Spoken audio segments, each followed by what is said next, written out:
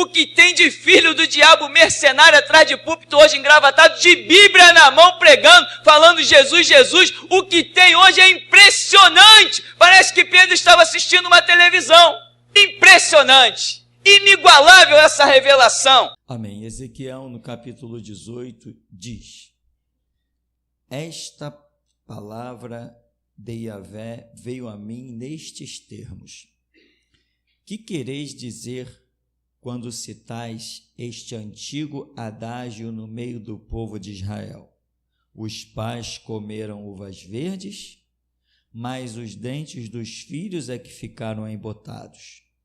Tão certo como eu vivo, eis que prometo, diz o Senhor Deus, nunca mais se mencionará este dito popular em Israel. Todas as vidas são minhas, tanto a do pai como a do filho, e aquele que pecar é que deve pagar com a própria vida. Amém. Vamos poder sentar. O Senhor, aquele que quer tanto enfatizar uma declaração que ele chega a dizer assim: tão certo como eu vivo. Eu vejo Deus querendo demonstrar o máximo de uma declaração em que ele vai colocar ponto final em uma situação, quer dizer, tão certo como eu vivo, é demais. Mas, irmão, esse texto aqui tem como tema central, até algumas Bíblias ainda colocam aqui no subtítulo, né? A responsabilidade é pessoal. Esse aqui, a Bíblia que a maioria de nós temos aqui, a King James diz: todo pecador deve morrer. Mas a grande maioria das Bíblias diz: a responsabilidade é pessoal. Irmão, nós somos seres de uma inteligência fantástica. E um dia essa inteligência que nos foi dada, ela nos será cobrada, irmão. Como é que diz a Bíblia? A quem muito lhe é dado, também muito lhe será cobrado. Ou seja, tudo que Deus dá tem um objetivo, tem um projeto, um propósito, então ele vai cobrar. Uma pessoa, por exemplo, que não se preocupa em lutar por uma justiça, uma pessoa que tudo para ela está bom, está tranquilo, essa pessoa não se mete com nada, nem com ninguém, nenhum rolo, nenhuma confusão, nenhuma polêmica, enfim. Qual o final dessa pessoa? O inferno. Não, o cara é um exímio cidadão, é bonzinho, tá? Morreu alguém esses dias, e um testemunho que eu falei, né? Poxa, o camarada disse assim: poxa, meu parente morreu, tal, e era uma pessoa tão boa, nunca fez nada de mal para ninguém. Aí a pessoa parava e dizia assim: mas também nunca fez nada para Deus. Porque tem gente que pensa que pode ficar isento de se envolver com coisas. Não, irmão, cá entre nós, o mundo é um grande campo de guerra, onde o mundo jaz no maligno. E desde quando aconteceu isso? Desde Adão, né? Então, desde Adão, o mundo jaz no maligno. O diabo chegou para Jesus e falou assim: os reinos do mundo e a glória deles, eu dou isso a quem eu quiser, porque isso tudo me foi dado, me foi entregue. Foi entregue quando? Quando Adão, que tinha o domínio, pecou, passou a fazer a vontade do diabo, perdeu o domínio. Então, nesse mundo, nesse campo de guerra chamado mundo, Deus colocou algumas coisas dentro de você, alguns sentimentos, e vem Jesus e mostra que esses sentimentos têm valor para Deus, e ele diz: bem-aventurado o que tem fome e sede de... Ora, quando você tem fome e sede, você vai a pontos extremos, né? Você cava, você busca um emprego, você busca um salário, você vai a pontos extremos. Você tem fome e você tem sede, você tem que ser saciado, porque se você não for saciado, você vai morrer. Jesus está dizendo: bem-aventurado. Alguns dizem que essa expressão significa muito mais que feliz, o que tem fome e sede de justiça. Então, esse sentimento de justiça que foi posto dentro de nós, foi dado por Deus, e tudo que nos é dado um dia nos será cobrado. Então, irmão, não temas morrer. Eu sempre disse aqui nesse púlpito, né? Se vamos viver ou morrer, não interessa. Interessa se ao morrermos, morreremos com a verdade e com a justiça. Irmão, só me interessa isso, né? Só me interessa isso. A vagabundagem está por aí, a bala perdida está por aí, está tudo por aí. Eu vou tocando a minha vida. Se viver é com a verdade e com a justiça. Se morrer é com a verdade e com a justiça. É só o que me interessa. Eu já coloquei isso na minha alma, no meu espírito, na minha carne, nas minhas veias. Só me interessa uma coisa: quer eu viva, quer eu morra, tem que ser com a verdade, com a justiça. Eu sou santão mesmo, eu ando na verdade e na justiça. A minha vida condena as pessoas, por isso que eles me odeiam. Quem não quer a verdade na justiça, só em me olhar, isso aí é um fariseu. Sou fariseu sim, da verdade e da justiça. Acabou a história. Né? Esse aí vive apontando o dedo na cara dos outros. Aponto porque posso apontar. Aponto e não tem. Mas quando aponto um dedo para lá, fica 3 apontando para você. Então aponto assim, se for preciso. Mas aponto, porque foi para isso que eu fui chamado. Para ser santo e condenar o profano. Para ser luz e condenar as trevas. Jesus falou: a um servo cabe ser? Se ele foi, eu tenho que ser, e acabou a história. Eu aprendi com ele, sou discípulo dele há 30 anos. Para quê? Para agir de forma diferente? Não. Se odiaram Jesus e crucificaram-no porque ele disse: eu sou a verdade, eu estou no mesmo caminho, eu também sou a verdade. E o meu caminho é o Gólgota, é a cruz do Calvário. Acabou a história, meu irmão. Quer vivamos, quer morramos, somos e temos que ser do Senhor. Aqui esse texto, com esse tema central, a parte do título, a responsabilidade responsabilidade pessoal, o livro está dizendo: aquele que pecar, esse morrerá. Ninguém vai dizer: eu estou passando por isso por culpa dos meus pais, foram os meus pais que comeram as uvas verdes e os meus dentes estão com problema. Não era exatamente o dente nem as uvas, era um cenário que existia em Israel. Foram os nossos pais que pecaram e nós agora estamos sendo massacrados por Deus.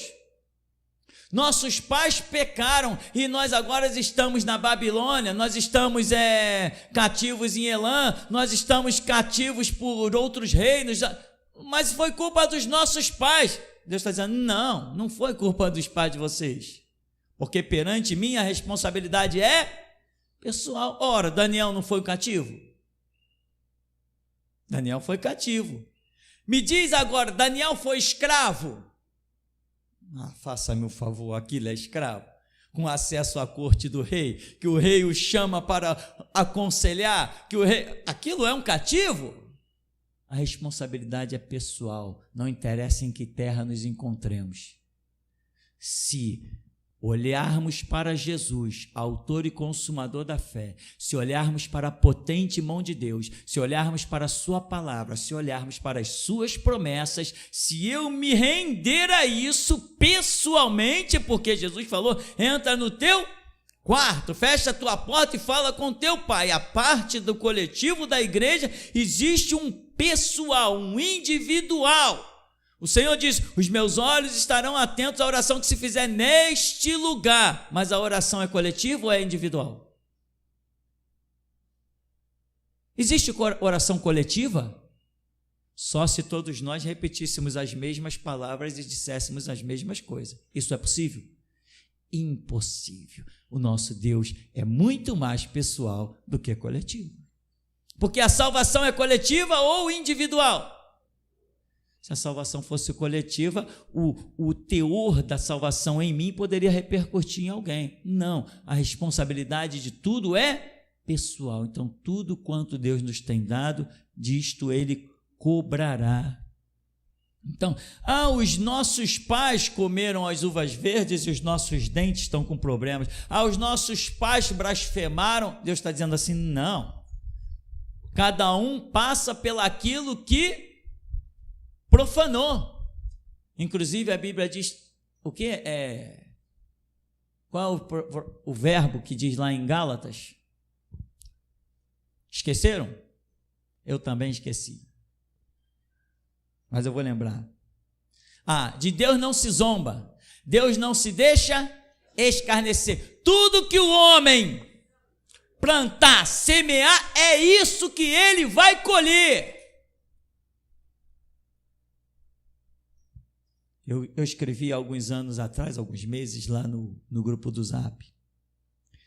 Se você não tem colhido, verifica que semente tem plantado. Se a tua semente é estéril, se a tua semente não é condizente, mas uma coisa é certa, e eu sou testemunha vivo disso, que aquele que planta, colhe.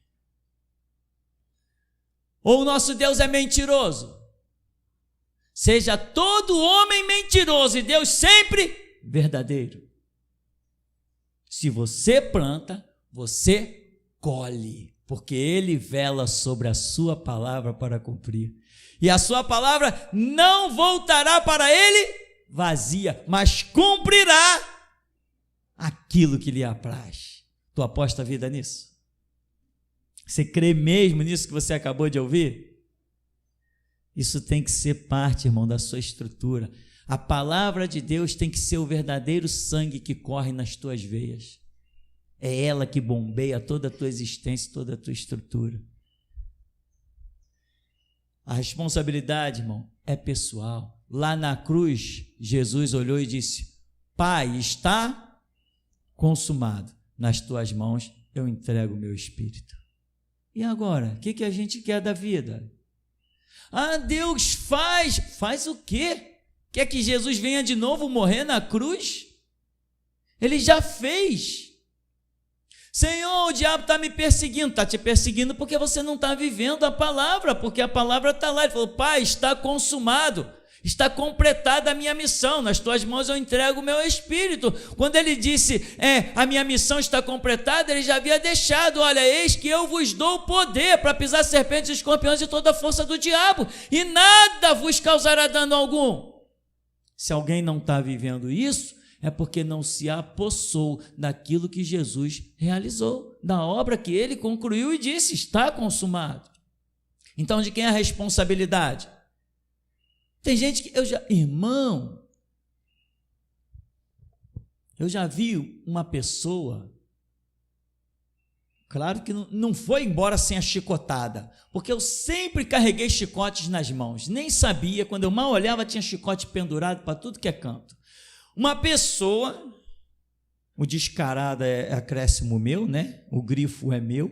Uma pessoa descarada ousou dizer no pátio de uma igreja: não, irmão, eu vou embora para outra igreja, porque aqui a gente sofre muito, o ministério aqui é fraco. Eu vou para outra igreja que tem mais poder de Deus e lá o inimigo não nos toca. Isso faz diferença para você, irmão? A sua fé sempre não teve de pé, independente dos lugares ou dos antros por onde você passou? Se você tem Bíblia em mãos, meu irmão, a tua derrota nunca será justificada. Porque eu desenvolvi a minha vida dentro de uma organização batista tradicional. Nem igreja aquilo não era. Mas nunca, desde que eu coloquei os pés lá, comprei uma Bíblia, nunca o Espírito Santo deixou de falar comigo e me dar a sua graça. Nunca essa palavra deixou de saltar das folhas e vir para o meu entendimento e para o meu coração. Porque a responsabilidade é pessoal. Jesus já realizou as suas obras. Jesus já te abriu as portas e te abriu os caminhos. Escuta aí, tem gente que ficou diante das portas abertas por Jesus e não entrou. E um dia ele vai te cobrar, Porque um dia ele abriu as portas para Israel ser a maior nação de todos os tempos. Um dia Deus abriu as portas para que Israel não tivesse muralhas como proteção, porque o próprio Deus diz: como a roda de Jerusalém estão os montes, assim o Senhor em volta do seu povo. Ele já tinha revelado isso e tinha mostrado que Israel poderiam os inimigos cercar, mas eles não lançariam uma flecha. Mas Israel prevaricou, voltou atrás na sua fé, fracassou, lançaram a sua colheita de incredulidade e colheram o juízo de Deus e quase foram exterminados. E hoje a Escritura fala sobre eles como os prevaricadores. O que é prevaricar? O que tinha uma missão e não a concluiu. Foram cobrados ou não foram? E ainda serão mais e mais cobrados ou não serão? Leia lá Zacarias capítulo 14. Você vai ver que Israel vai passar pelos seus maiores horrores agora. O holocausto não foi nada. Israel vai passar agora, próximo de 2070, lá para 2067, 68, ou nesse calendário que nós já temos recebido do Senhor. É agora que ele vai receber o seu massacre, o veredito final, porque a quem muito lhe é dado, muito lhe será cobrado, e a responsabilidade é pessoal.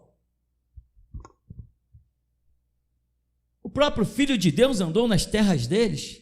Eles olharam para o Filho de Deus e disseram: tens demônio. Por quê? Porque não quiseram abrir mão das suas estolas sacerdotais que lhes davam o privilégio de arrecadar o dinheiro do povo e serem reverenciados no meio da rua. Mas vai me dizer que era difícil olhar para Jesus e reconhecê-lo como todo-poderoso? A cidade dizendo: ele ressuscitou um cara de 4 dias, ele disse: Lázaro veio para fora, e o cara veio, e não é historinha não, nós estávamos lá. Ele foi lá no poço, o homem estava 38 anos, ele disse: pega o teu leito, pega a tua cama e vai para a tua casa. Ele parou o enterro da mulher na cidade de Naim, de menino levanta, ele entrou lá, Talita cumi, ele é o cara. Era difícil reconhecer esse Deus.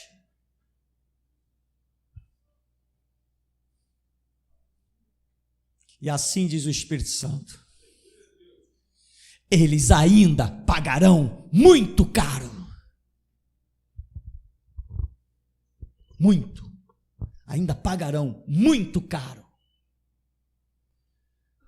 O que você quer que Jesus faça, irmão? Como diz a Escritura: levanta e resplandece, porque já vem a tua luz e a glória do Senhor vai nascendo sobre ti. Levanta, irmão. A responsabilidade é tua. Quantas vezes eu já preguei nesse púlpito que eu não tive exemplo? Meus pastores eram moleques covardes, meu irmão. Quando um vizinho vinha gritar, latir lá na porta: não, temos que fazer a política de boa vizinhança. Eu não tive exemplo do que sou não, irmão. Não nos homens, mas em Jesus sim. De que me adianta uma palavra que diz: 1000 cairão ao teu lado, 10.000 à tua direita, tu não serás atingido, se eu me transformo num covarde? Para que essa palavra? Para que a palavra? As minhas ovelhas eu as tenho na palma da minha mão e ninguém as pode arrebatar. Isso não é dito para covarde. O que é dito para covarde? Os covardes não herdarão o meu reino, diz o Senhor. A responsabilidade é pessoal. O que você tem ouvido? O que está me intrigando é essa visão da porta. Pessoas paradas diante da porta e não passaram. Aí depois: Deus, eu estou sofrendo. Está com sorte que está sofrendo, já tinha que estar morto. É porque Ele é misericordioso. Se Jesus abriu uma porta, meu irmão, se joga, passa por ela. E o que vem depois não interessa, se foi Ele que abriu, entra. Irmão, você acha que o que fazemos na rua é brincadeira? O que temos feito nos domingos à noite, você acha que isso é brincadeira? Você acha que... O que você acha disso, meu irmão? Do que fazemos? Tem alguém aplaudindo? Milhares criticando, milhares dizendo que somos malucos. Apareceu um cara dizendo assim: eita, Eu queria mesmo participar de um culto no meio desse povo. Eita, povo valente! Apareceu um dizendo isso. E o resto? Somos loucos. Graças a Deus somos loucos. Só assim não pensamos como eles. Bendita a loucura que vem em nome do Senhor. Se é para ser louco, eu quero ser o mais louco. Se é para ser fanático, eu quero ser o mais fanático. Mas o fato é que Jesus Cristo é Senhor absoluto de terra, céu e mar. E nenhuma folha vai cair da árvore se Ele não determinar, cai. Mas essa responsabilidade é pessoal. O que eu sou, na geração que eu conheci, ninguém de mim chegou nem perto. Mas você é testemunha do que os profetas têm entregado aqui. Deus está permitindo os homens que já morreram voltarem à terra em espírito para olhar para você. Eles estão impressionados com o quê? Com a tua obstinação. Faraó é café pequeno, irmão. Faraó diante de mim é café pequeno. Eu sou obstinado. Para mim esse Deus é real. E se eu tiver que morrer, eu vou morrer declarando que Ele é real. Vou declarar essa fé, essa convicção. Se a escopeta, a bazuca, o canhão, a metralhadora, o tanque de guerra estiver diante de mim, só vou acreditar na minha morte quando eu sair do corpo e me ver morto. Enquanto não acreditar, meu irmão, enquanto eu não ver isso, pode ter certeza. Vou continuar valente, ousado, intrépido e crendo que Ele é Senhor de terra, céu e mar. E ainda depois, né, irmão? Se sair do corpo e morri, porque chegou a minha hora, aleluia, maranata, lá vou eu. É simplesmente assim, porque sabemos em quem temos crido, estamos certos de que Ele é poderoso para guardar o nosso tesouro até o dia final. Qual é o dia final? Só Ele sabe, mas se aproxima. E como se aproxima? Então, meu irmão, a responsabilidade é pessoal. O que você quer ser nessa obra? A morte de Jesus e os seus ensinamentos te dão respaldo para ser nessa obra? O quê? Te dão respaldo para ser tudo. Só depende de você. Só que as pessoas estão vivendo que nem aqueles malucos que tem aí na era moderna, né? O diabo já está preso e não existe nenhuma maldição, não existe nenhum problema, não existe possessão, porque na cruz Jesus já aniquilou o diabo. Só se tu está vivendo isso. Então eu estou na bênção, como é que diz aí os desgraçados? Ou abençoado, né? Ou predestinado, ou abençoado, porque já está tudo feito, já está tudo realizado. Se já está tudo feito, tudo realizado, para que a fé? Porque a Bíblia fala que ainda precisa se completar os mártires debaixo do altar? Se já está tudo pronto, já está tudo realizado? Se não existe mais martírio, não existe mais perseguição. Olha o que se tem ouvido por aí e olha a realidade do que a palavra de Deus declara. A responsabilidade é pessoal. Você tem ouvido coisas, irmão, dia a dia, mês a mês, ano a ano. E tem pessoas aqui que têm ouvido todos os seminários e todas as pregações. Irmão, você não tem que ser um tição tirado do meio do fogo. Você tem que ser o próprio fogo. E teve essa visão a meu respeito. Você é a chama, você é o fogo. Irmão, e realmente eu sou a chama, eu sou o fogo. Eu sou obstinado. A minha paixão por Jesus Cristo é um negócio, meu irmão, absurdo. Mas será que Ele não fez o bastante para que você também se apaixone por Ele? Será que Ele não demonstrou amor suficiente te livrando da macumba, da umbanda, da quimbanda, do catolicismo, te livrando das Assembleias de Deus, dos batistas, da Universal? Será que Ele não fez o bastante? Ele não demonstrou amor suficiente para que você se apaixone por Ele? Será que você não entendeu que essa hora você poderia não estar mais de pé? Será que você não entendeu que você estava morto nos seus delitos e pecados? E Ele te deu vida, se foi Ele que te deu a vida que você tem pertence a Ele. Você tem que entender isso. Você pode não ter tempo para muitas coisas, mas para Jesus não tem jeito, você vai ter que ter tempo. Você está determinado, você está obstinado. Você deixa de almoçar, você deixa de dormir, mas aquilo que tem que ser feito para Deus tem que ser feito. Não dá para ficar de pé? Vai se arrastando, faz qualquer coisa, mas a responsabilidade é pessoal. E aqui o Senhor Deus diz assim: por que vocês estão culpando os antepassados de vocês? A culpa é de vocês. A culpa é de vocês. Uma vez eu estava no banco, eu trabalhava no Bradesco, tinha um grupo de crentes que se reunia no final do expediente para orar. E me chamaram, e a gente estava ali conversando, e eu dizendo: eu nasci em lar cristão e não sei o que, eu sou crente há tantos anos. Eu falei assim: poxa, infelizmente eu não tive esse privilégio de nascer num lar cristão, eu vim de macumba, catolicismo. O Espírito Santo diz assim: besteira. Besteira. Quer que o Espírito Santo te diga algumas vezes assim: besteira, para com esse pensamento ridículo. Deus te alcançou, foi na hora certa. Besteira, que lar cristão, olha aí a tua volta, olha quantos nasceram num lar cristão e o que eles são. Não interessa como você nasce, vai interessar como você morre. Isso é que interessa, como você vai morrer, que vai mostrar que história você teve, meu irmão. Aquele ladrão lá da cruz: Senhor, lembra-te de mim quando entrares no teu reino. Quando ele entrar lá nas mansões celestiais, já lá no paraíso, já estão conversando com ele, falando coisas com ele. Ninguém lembra que ele foi um ladrão, só lembra que na cruz ele mudou a história dele. Homens tiveram sua história mudada em tão pouco que ouviu. Está vendo lá alguém dizendo: tu não és o Cristo, desce da cruz. Ele: ele está chamando Elias, vamos ver se Elias vem tirá-lo. Desce da cruz, salva-te a tia, nós também. Faz os teus milagres, Nazareno. O homem falou: o quê? É o bastante, não precisa ouvir mais nada. Senhor, lembra-te de mim quando entrares no teu reino, hoje mesmo tu estarás comigo no paraíso. E tem gente que trilha décadas dentro da igreja para ir para o inferno. A responsabilidade é pessoal, meu irmão.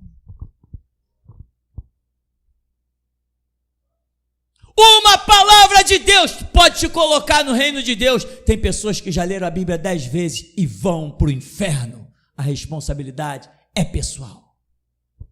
Quando Deus nos dá uma palavra, ela é o bastante para desencadear uma nova estrada diante de nós. Basta uma palavra e toda a terra treme, o mundo em seus sistemas. Não há enfermidade, nem peste ou fome, é só chamar o homem de Nazaré. Chama! Já ouviu que ele vive? Você está que nem um cego de Jericó. Quem está passando aí? Jesus de Nazaré, o filho de Davi. É mesmo? Filho de Davi, tem compaixão de mim. Vem cá então, o que tu queres que eu te faça? Eu quero ser uma chama viva na terra para glorificar o teu nome. A responsabilidade é tua, meu irmão. Aquele homem pediu algo muito pequeno. O que tu queres que eu te faça? Eu quero ver. Puxa, pensei que ele fosse pedir alguma coisa mais sólida, alguma coisa mais poderosa. Ele quer apenas ver. Então tá, então veja. Fazer o quê? Tem muita gente que está preocupado com seus problemas carnais. Mas pastor, pedir para ver não era uma coisa gloriosa? E se ele tivesse pedido para servir ao Senhor? E se o Senhor considerasse que nesse serviço ele precisaria enxergar? Além de alcançar um ministério, ele ainda alcançaria as vistas. Mas o pedido dele não foi por ministério, foi apenas por vistas. Onde está o cego de Jericó? Alguém ouviu falar nele? Ele estava lá no cenáculo com os 120 quando o Espírito Santo desceu? Qual foi a pregação dele? Ele virou profeta. Para onde foi o cego de Jericó? A responsabilidade é pessoal, meu irmão. O que você quer? Se Jesus passar no meio da igreja, tu tocaria nas vestes dele esperando o quê? Ter um fluxo de sangue sanado? Ou receber as virtudes do século vindouro? A responsabilidade é pessoal. Não venha culpar o teu irmão, não venha culpar os teus pais, não venha culpar a maldição dos teus pais. Não, os meus pais me levaram e eu fui batizado no terreiro nas mãos do capeta, nas mãos do tranca-rua. Não vem com essa besteira para cá não, porque Jesus Cristo é o que transforma a maldição em bênção, a morte em vida, as trevas em luz. Vem com besteira para cá não. Você já tem ouvido o suficiente para sair das mãos do diabo e pisar na cabeça de Satanás. Você já ouviu bastante. A responsabilidade é tua, é pessoal, e tudo que tu tens recebido, Deus te cobrará, irmão. Deus vai te cobrar, claro, tem que cobrar. Ele é justo, Ele é justo. Ele conhece os nossos limites. Deus conhece os nossos limites. Então, irmão, vou te dar uma super dica. Trabalhe no seu limite. Trabalhe no seu limite. E quando você parar, você olha para o céu e diga assim: Senhor, eu não consigo ir mais, cheguei no meu limite, aumenta o meu limite, leva-me ao vale mais profundo, leva-me às águas profundas. Eu quero maior comunhão, eu quero maior intimidade. Todos nós temos um limite e Deus tem um parâmetro para aumentar limites. Mas a responsabilidade é pessoal. O que você quer de Deus? Adolescentes, jovens, incendeiem a escola de vocês. Incendeiem. Quando vocês começarem a ser discriminados lá, a gente vai, a igreja toda vai lá. Incendeie a escola de vocês. Não perde essa oportunidade. Porque aqui dentro não tem criança, é todo mundo barbado. Até as meninas são barbadas. Sabe, meu irmão? O que você quer, meu irmão? A responsabilidade é toda minha, ela é toda sua. Não vai culpar ninguém. O meu irmão, eu já encontrei uns palhaços pelo caminho. Não, que eu estava na igreja cantando, mas sabe, né? Ministério de louvor é muito invejado, infeliz. Então, eu tive problema lá com o pastor, eu saí da igreja. Saiu da igreja não, vai para o inferno direto, escorrega e vai embora, o infeliz. Não vai, meu irmão, amanhã depois, que se você cair na desgraça, não venha me culpar não, porque a responsabilidade é pessoal. Faça-me um favor. Eu estou aqui contrariando todos os pastores do Rio de Janeiro. Nenhum deles disse: poxa, vai nessa tua força. Ao contrário, que isso, abrir outra igreja? Que isso, concorrência? Que isso, que nada, cadê o teu chamado? Vê se eles querem olhar para mim hoje. A responsabilidade é pessoal. E teve um pastor que me disse assim: não, você não pode sair daqui da igreja. Que isso, aqui você é um pastor, aqui você tem título, aqui tem um povo que te reverencia, aqui tem um povo que te reconhece. Eu falei: pode parar.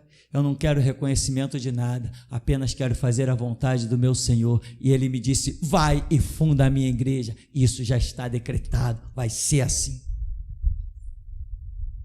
Valeu a pena a minha obstinação? Valeu a pena eu ser um cara folgado? Senão eu posso fechar aqui a igreja e você pode voltar a cultuar lá nas assembleias. Glória, glória, aleluia. Vai lá. Mas mesmo se isso acontecer, Deus há de levantar um novo restaurador, e um dia você vai estar lá dentro da igreja da Assembleia, e quando vai ver um bando de gente de camisa preta lá fora, cravando espadas em você. Porque não importa quantos caiam, o trono de Deus não sofre abalo. Antes de mim tantos caíram, mas eu estou de pé. E até aqui me ajudou o Senhor. Irmão, eu vou falar uma coisa para você. Eu não sei o que Jesus vai fazer. Eu vou dizer uma coisa para você. Esse é pessoal, mas eu vou passar para você. Sempre que eu falo no nome de Jesus, ou eu falo a palavra Deus, me dá vontade de dobrar os meus joelhos aonde quer que eu esteja e olhar para os céus. Eu quase não estou mais conseguindo falar Deus e Jesus de pé. A qualquer momento eu sinto que vai acontecer alguma coisa. Quando eu falar Jesus, eu vou dobrar o joelho, não sei aonde eu vou estar. Mas quer de pé, quer sentado, quer ajoelhado, eu sou um adorador, eu sei disso. Mas esse é um sentimento que está sobre mim, de tanta gratidão e reverência e reconhecimento que eu tenho desse Deus tremendo. Nenhum pastor me incentivou. Nenhum pastor disse, não, vai que Deus é contigo. E tem mais, eles reconheciam o ministério na minha vida. Teve pastor que teve visão a meu respeito, mas não se rendeu à própria visão da sua própria mente, que Deus lhe deu. Pastores me viram com uma Bíblia imensa, falaram, tem uma Bíblia imensa na tua mão, toda de ouro. Pastores disseram assim, tu está pronto. Nessa época eu ainda estava no 2º ano do seminário, lá em 1993, e pastores tiveram visão a meu respeito, falaram assim, Deus está dizendo que você está pronto para a obra, não precisa mais nada, você está pronto. Nenhum deles me apoiou. Quando fundei a igreja, viraram a cara para mim, e eu dizia, como pode esquecerem da própria visão que Deus deu? Eles não esqueceram, não, assim como Israel não esqueceu das promessas e não deixou de reconhecer Jesus Cristo. A questão é que a inveja é a arma do incompetente. A inveja é a arma do incompetente. Não seja um incompetente, meu irmão, porque você recebeu o suficiente e a responsabilidade é pessoal. Se eu cheguei aqui sem ninguém me apoiando, eu falei ninguém. Eu falei ninguém. E você tem apoio aqui dos teus irmãos e tem o meu apoio, porque o nosso coração está na obra. Se eu não cair, muito menos você tem direito de cair. Você não tem direito de cair. Eu não tive apoio quando vim aqui no Santo Cristo, no dia 21 de setembro de 1999, era uma terça-feira. Quando eu cheguei nesse terreno, eu cheguei sozinho. Quem participou do culto foi a minha mãe e o meu pai. Eu ali orei. Olha o que Deus faz, irmão. De um homem que chega no terreno e tem o pai e a mãe sentados diante de si. Hoje o mundo me ouve e ninguém mais ousará falar de evangelho, nem tocar no nome do Senhor Jesus, sem ter a sombra do meu nome por trás. Se eu fiquei de pé, sem apoio, você que tem apoio, porque aqui nesse ministério tem apoio, o que é certo, o que é justo, o que é íntegro, tem apoio aqui. Você não tem direito de fracassar. Mas a responsabilidade é pessoal, é toda sua. Para e pensa nas obras que temos feito, irmão. Você acha que eu faria isso porque sou louco? Estou atrás de dinheiro? Ou será que Jesus realmente tem dado a direção? Bom, os profetas têm confirmado as obras aí, né? Então nós vamos mesmo às ruas incendiar. Porque se Jesus não tem um mundo para contar, ele tem a nós. Tem cada um de nós para se render a essa obra. E se ele mandar fazer passeata contra muçulmano, pedofilia, estupro, eis-nos aqui, amém? Como Isaías ouviu, quem enviarei? Quem há de ir por nós? Opa, Senhor, estamos aqui, geração Jesus Cristo. As igrejas caíram, quem eu vou botar? Que nem botei Jeremias na frente do templo para mostrar, para chicotear eles. Eis-nos aqui, Senhor. Quem ousará uma palavra contra o sistema judiciário, contra a corrupção de toda uma nação? Eis-nos aqui, Senhor. O chamado está aí. O chamado é coletivo, mas a responsabilidade é pessoal. Quem achar que deve, vai. Quem achar que não deve, não vai. Mas uma coisa é certa, eu e a minha casa. Mas você vai dizer isso também. Você e a tua casa, então todos nós juntos, eu e a minha casa serviremos ao Senhor. Bendito seja o Deus vivo. A responsabilidade é toda tua, meu irmão. Alguns aqui estão tendo a segunda oportunidade. Outros estão tendo a terceira oportunidade. Uns vão aproveitar e outros não vão aproveitar. Olha, vou terminar dizendo isso. Deus tem feito uma obra tão tremenda na vida de algumas pessoas que estão aqui dentro hoje. Eu não vou apontar, porque às vezes a gente aponta e a pessoa se sente constrangida. Eu sou fora desse negócio. Só quando Deus realmente aponta. Mas Deus tem feito uma obra tão tremenda na vida de algumas pessoas aqui dentro, irmão, que essas pessoas não tinham nem mais esperança de sequer sentar dentro de uma igreja e agora estão dizendo: bendito seja o Deus da geração Jesus Cristo. Bendito seja o Deus da geração Jesus Cristo. Tem gente que diz assim: caramba, eu vi esse moleque novo correndo no meio da rua.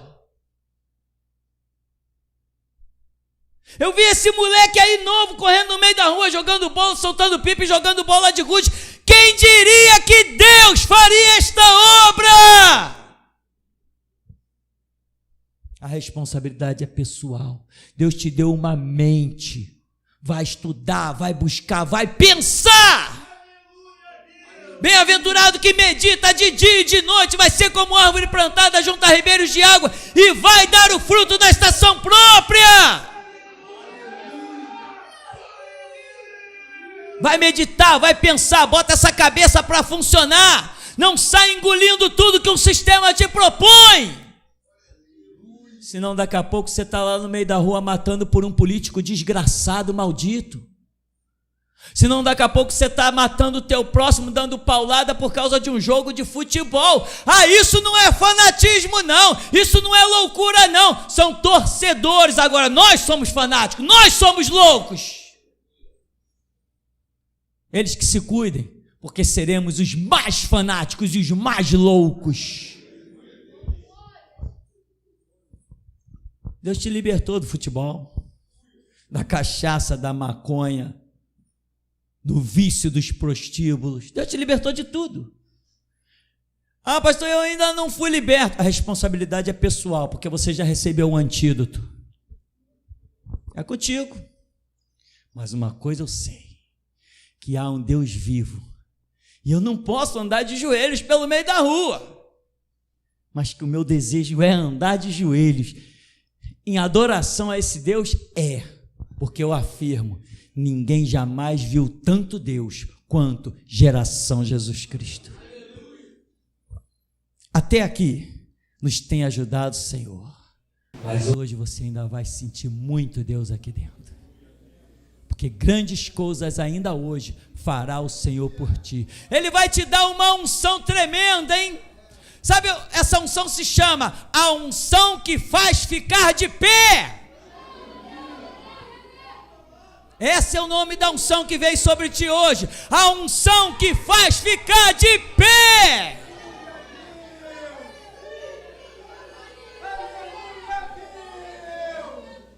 Nunca tinha ouvido o nome de uma unção assim.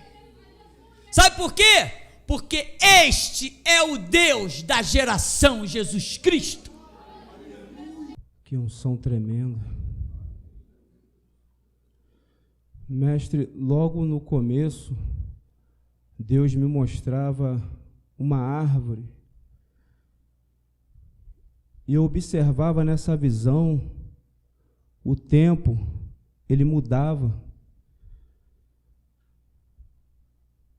Estava a tardezinha, caindo a noite, e um vento muito forte que batia sobre essa árvore, e as suas folhas caíam, e ali ela ia trocando as suas folhagens. Quando o irmão Samuel estava tocando, eu vi os céus abertos.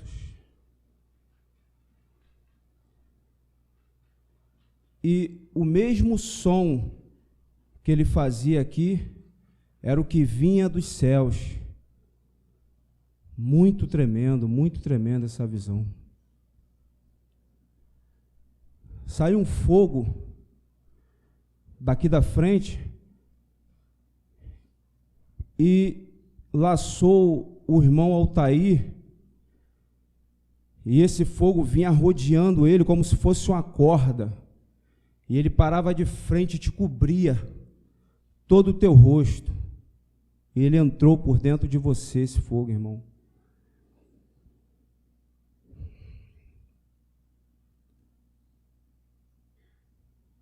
Agora aqui no final, mestre, Deus derramou uma unção muito poderosa,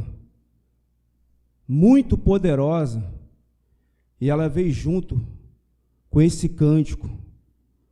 Foi muito poderosa, uma unção de mover a estrutura da igreja. Deus me mostrou muitos corações,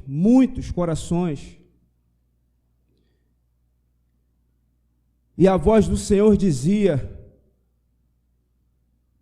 eu procuro os verdadeiros adoradores. Assim diz o Senhor. Aleluia. Louvado seja o nome do Senhor, que é vivo e poderoso. A minha alma estremece diante do nosso Deus, que é santo e que é poderoso.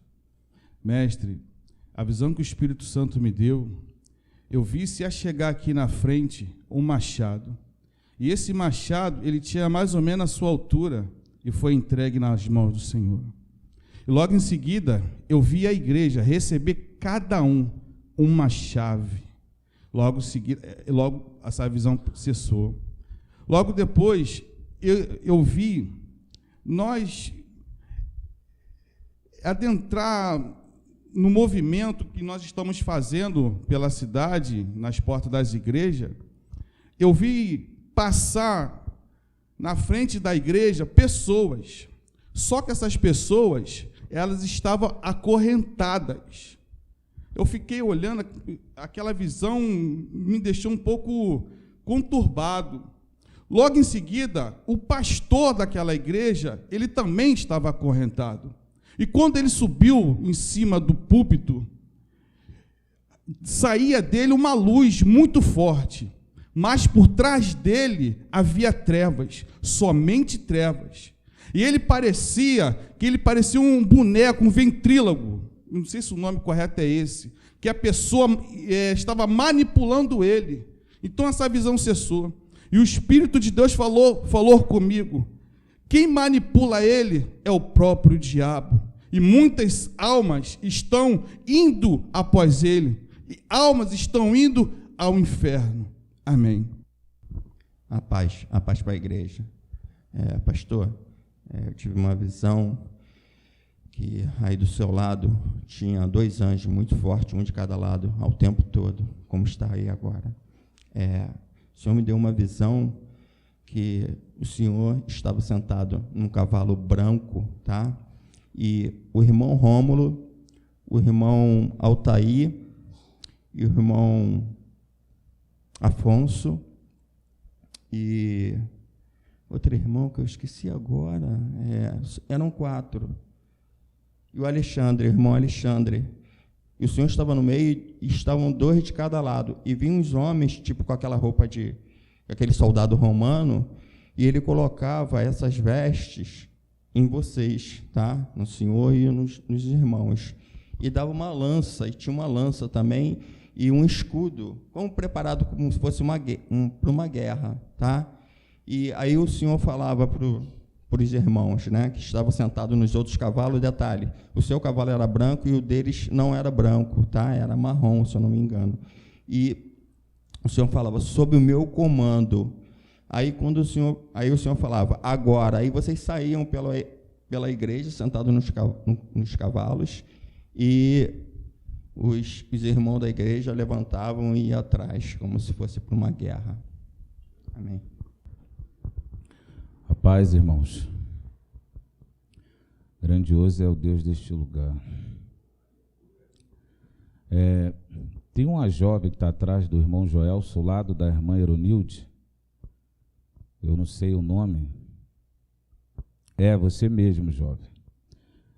Deus me mostrava, jovem, as suas duas pernas aqui na igreja. E até a altura do joelho tinha lama nas suas pernas. E eu vi algumas larvas passeando nas suas pernas. E o Senhor me deu uma palavra. Ele requer de você um comprometimento maior com esse púlpito. Senão todo o seu corpo se tornará em lamas e as comerão, irmão. Amém. Senhora que está atrás do irmão Pedro, do lado da irmã Dora, Deus me mostrava, irmã, a senhora com uma vela na mão esquerda e um terço na mão direita. E Deus me deu o discernimento dessa visão. Que a irmã, quando vier para cá, não se faça como um católico que vai à missa aos domingos. Não é assim neste lugar. Amém.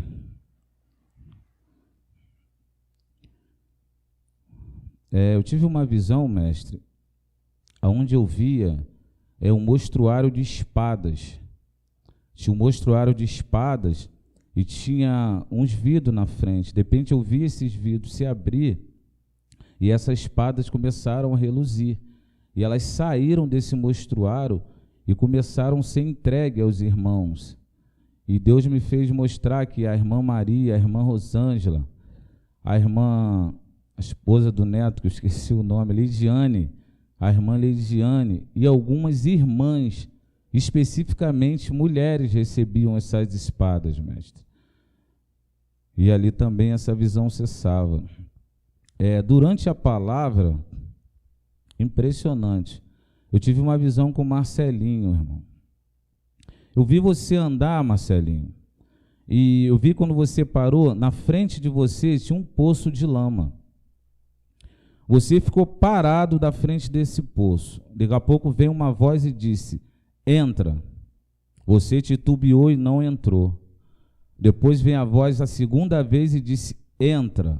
Você titubeou e não entrou. Na terceira vez que essa voz falou contigo, você não titubeou, você entrou. Quando você entrou nesse poço, no primeiro momento você não afundou. E você olhou aquilo, achou aquilo sobrenatural, porque você estava em pé em cima de um poço. De repente, irmão, você começou a afundar devagarzinho, irmão.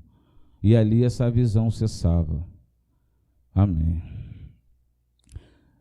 Mestre, quando o senhor começou a dedilhar, aconteceu algo aqui fantástico, mestre.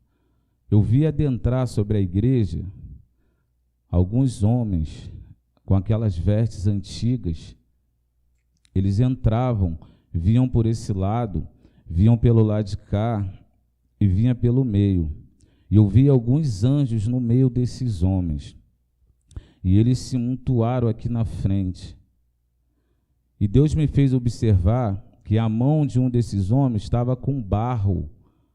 A outra, a mão de um outro homem, estava como se estivesse cortada de mato, como se ele estivesse trabalhando em uma lavoura, e o outro trabalhando na terra.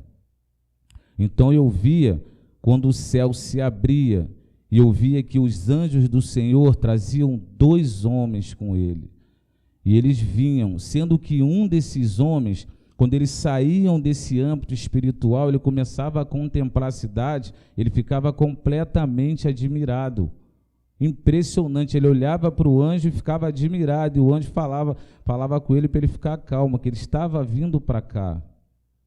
Depois esses homens chegaram aqui neste lugar, esses 2 homens. Louvado seja Deus. Aí tinha um homem com ele, um outro homem. E esse homem, que foi colocado do lado direito do Senhor, ele começou a contemplar o Senhor, quando o Senhor dedilhava o violão, e perguntou ao outro homem quem era o Senhor. Louvado seja Deus. E o homem respondeu a ele: você começou e ele vai terminar. Ele é meu último sacerdote. Aleluia, Jesus. E esse homem que perguntava Deus me fez entender que era Melquisedeque. E o homem que falava com ele era o próprio Abraão, mestre. Deus Todo-Poderoso. E ele dizia que ele era o primeiro sacerdote e o Senhor era o último. E era o Senhor que encerraria nos últimos dias essa obra gloriosa do Senhor. Louvado seja Deus. Bem no começo, nos primeiros louvores, eu vi quando o irmão Altair levantou o braço assim e uma espada desceu, irmão, e encaixou nas suas costas. Era uma espada rústica, mas ela era grande, era uma espada robusta, assim, não grande em comprimento, mas em largura e robustez. Amém. Eu vi também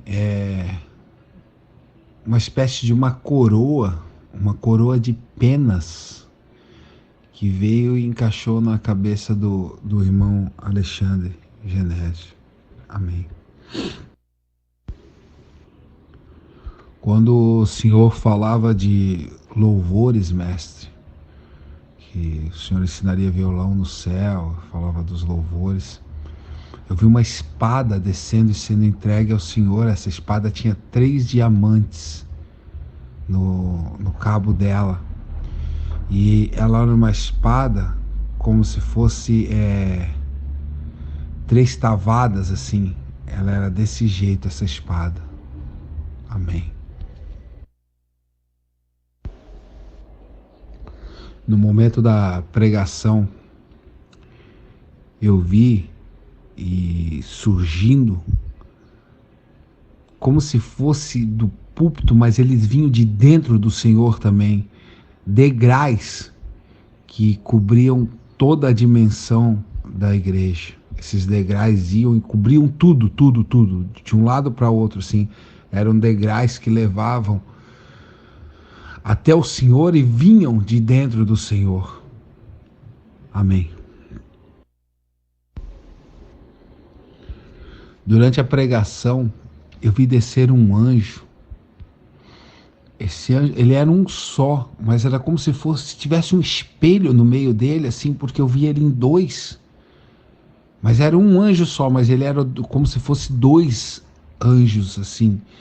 E ele sobrevoava a congregação e é como se fazendo um rastro de luz, e esse rastro de luz ia caindo dentro da mente de alguns. Amém.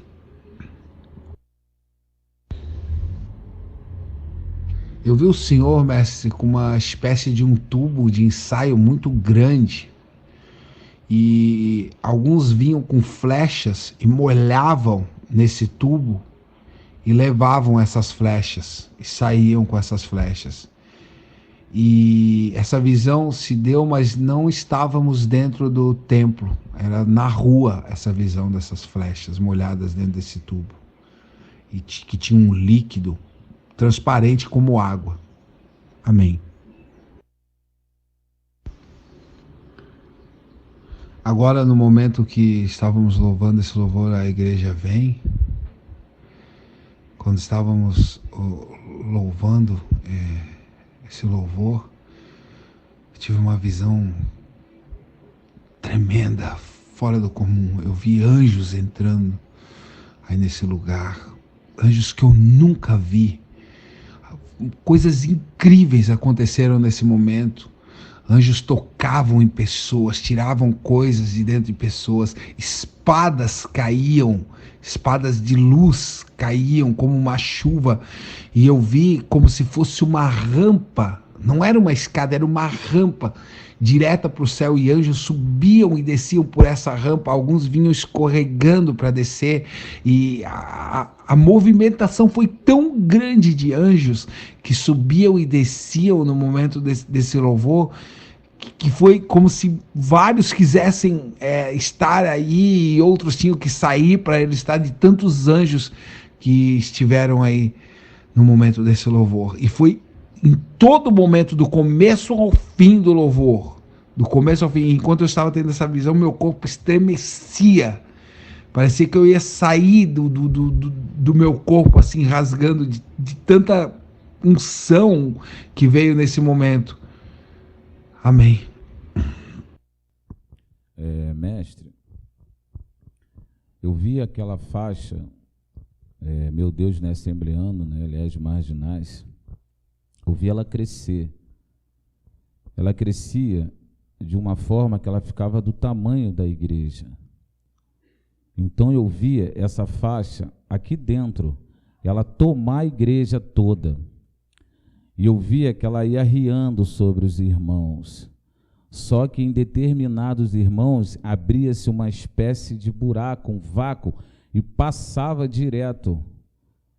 Ela tomava a igreja, tomava alguns irmãos, mas não tomava todos os irmãos. Impressionante, abria nessa faixa uma espécie de vácuo, e esse vácuo passava por alguns, em outros não, ela tomado totalmente por essa faixa. E nessa última visão, mestre, só para finalizar, os homens que eu via entrar, eles tinham várias vestes, mas várias vestes de cores diferentes. Eram vestes verde, amarela, de várias cores, impressionante. Eles ficavam aqui na frente aguardando os outros dois que vinham, mas eles tinham várias vestes, como se fossem mesmo os outros profetas do Antigo Testamento. Impressionante, mestre. E Deus fez me ver isso, a visão das vestes também, que não eram pessoas comuns, consideradas comuns, sabe? Eram profetas mesmos, por causa das vestes que ele usava. Deus me fez entender isso. Amém, pastor. Amém.